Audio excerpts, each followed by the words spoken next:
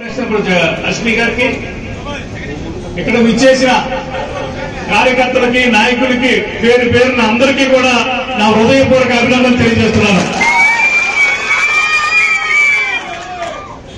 అనుకుంటే high school చదివిన వాళ్ళకి 1 సంవత్సరం పోయింది ఇప్పటికి.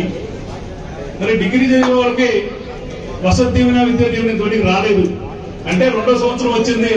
వాళ్ళంటే ఎంత నష్టం వచ్చిందో ఒకసారి ఆలోచన చేయండి.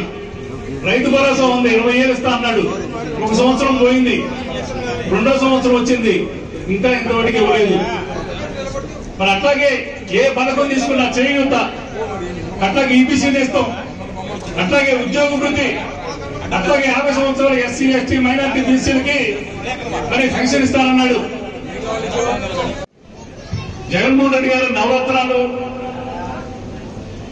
ప్రకటించి గవర్నమెంట్ వచ్చిన తర్వాత నవరత్నాలు అన్ని కూడా అమలు చేసి, నవరత్నాలే కాదు ఇంకా కొన్ని అదనంగా కూడా అమలు చేసి ఎప్పుడు ఏది అవసరమో అది అమలు చేసిన నాయకుడు మన జగన్మోహన్ రెడ్డి గారు. ధైర్యంగా ఈ రోజు మనం ఈ సభ పెట్టిన, మొన్న వెన్నుపోటు పిలిపించిన మీరందరూ కూడా నా అనుకుండి మీరు నాకు ఎంతో సపోర్ట్ చేస్తున్న ప్రతి ఒక్కరు కూడా ప్రత్యేకంగా ధన్యవాదాలు తెలియజేస్తా ఉన్నారు.